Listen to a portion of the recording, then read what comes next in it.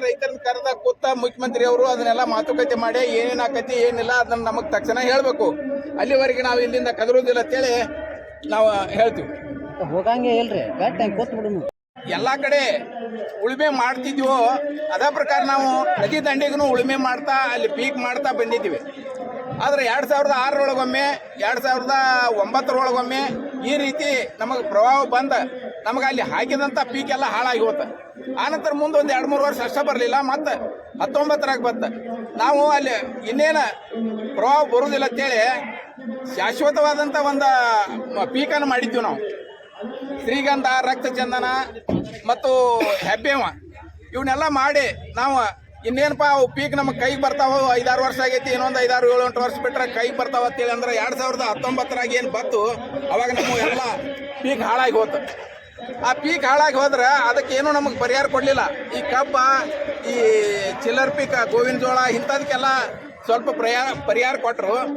ಆ ಪರಿಹಾರ ಆ ಮಳೆ ಇಳಿದ ನಂತರ ನಮಗೆ ಅದನ್ನು ಕಬ್ಬು ಕಡ್ದು ಒಗ್ಯಾಕೆ ಸಾಲಿಲ್ಲ. ಅಲ್ಲೇನು ಕಬ್ಬು ಒಣಗಿತ್ತು ಆ ಕಬ್ಬು ಕಡ್ದು ಒಗಿಲಿಕ್ಕೆ ನಮಗದು ಸಾಲಿಲ್ಲ.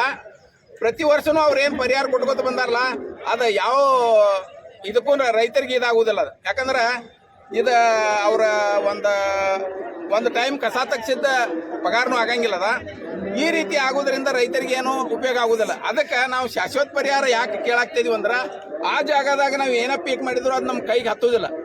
ಅದಕ್ಕೆ ನಮ್ಗೆ ಶಾಶ್ವತ ಪರಿಹಾರ ಕೊಟ್ಟರು ಅಂತಂದ್ರೆ ನಾವು ಅಲ್ಲಿ ಏನು ಇದನ್ನು ಮಾಡೋದು ಬಿಟ್ಟು ಬಿಡ್ತೀವಿ.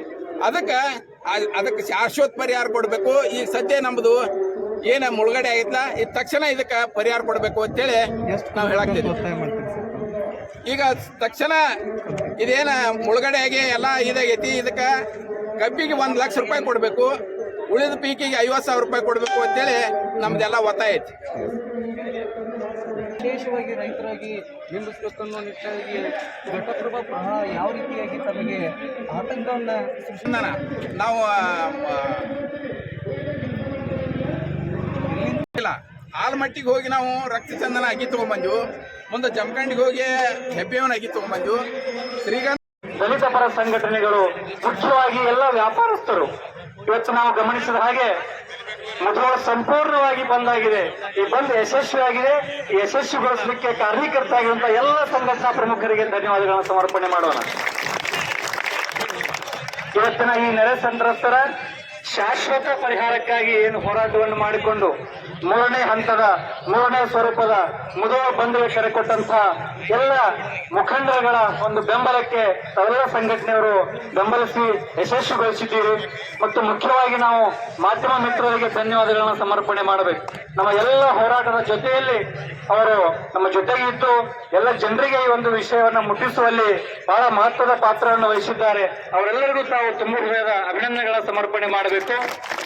ಹಾಗೆ ಈ ಒಂದು ಹೋರಾಟವನ್ನು ಕುರಿತು ಈಗ ಮುಖಂಡರು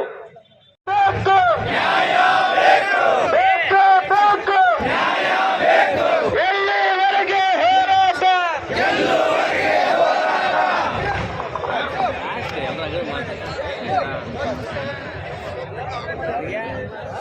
ಅವ್ರ ಕಡೆಯಿಂದ ದಯಮಾಡಿ ಎಲ್ಲರೂ ಕಳ್ಕೊಂಡ್ರು ಕಳ್ಕೊಂಡ್ರು ಎಲ್ಲರೂ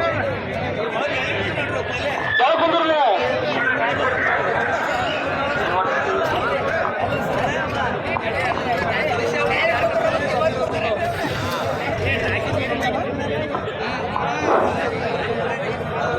ನೆರೆ ಸಂತ್ರಸ್ತರ ಹೋರಾಟಕ್ಕೆ, ನೆರೆ ಸಂತ್ರಸ್ತರ ಹೋರಾಟಕ್ಕೆ ದಯಮಾಡಿ ಎಲ್ಲ ಟ್ರ್ಯಾಕ್ಟರ್ಗಳನ್ನ ಬಂದ್ ಮಾಡಬೇಕಾಗಿ ವಿನಂತಿ. ಅನಾರ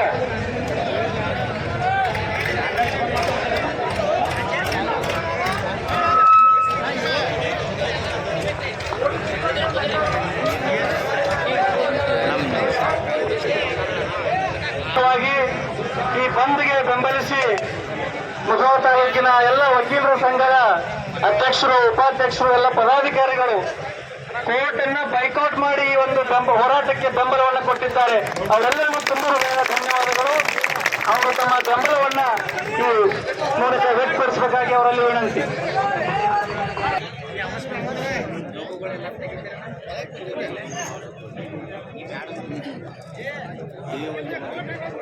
ಒಂದು ತೊಂದರೆ ಆದಾಗ ಇಷ್ಟೊಂದು ಹೋರಾಟ ಮಾಡುವಂತ ರೈತರ ಇರದಿಂತ್ರ ನಮಗ ಒಂದು ದಿನನಿತ್ಯ ಜೀವನ ಸಾಗ್ತೈತೆ ಅಂತ ಬಹಳ ಹೆಮ್ಮೆಯಿಂದ ಹೇಳ್ತಾ ಇದ್ದೀನಿ. ಅವರು ಮಾಡೋದ್ರಿಂದ ಒಂದು ನಮಗ ಯಾವುದೇ ಒಂದು ಫ್ಯಾಕ್ಟರಿ ಕೆಲಸ ಆಗಲಿ, ಇಂಥ ಸಂಘಟನೆಗಳಾಗ್ಲಿ, ಇಂಥ ಶಾಶ್ವತ ಪರಿಹಾರಕ್ಕಾಗಿ ಇದು ಏನು ಒಂದು ತೊಂದರೆ ಆಗಿದೆ, ಈ ನೆರೆ ಹಾವಳಿವಿಕೆ ಏನ ನಾವು ನೋಡ್ತಾ ಇದ್ದೀವಿ, ಸುಮಾರು ಸರಿ ಹೀಗಾಗ್ತಾ ಇದ್ರೆ ರೈತರ ಬಾಳೆ ಎಲ್ಲಿ ಹೋಗ್ತದ, ಇದಕ್ಕೆ ಶಾಶ್ವತ ಪರಿಹಾರ ಏನು, ಇದರಲ್ಲಿ ತಾಂತ್ರಿಕ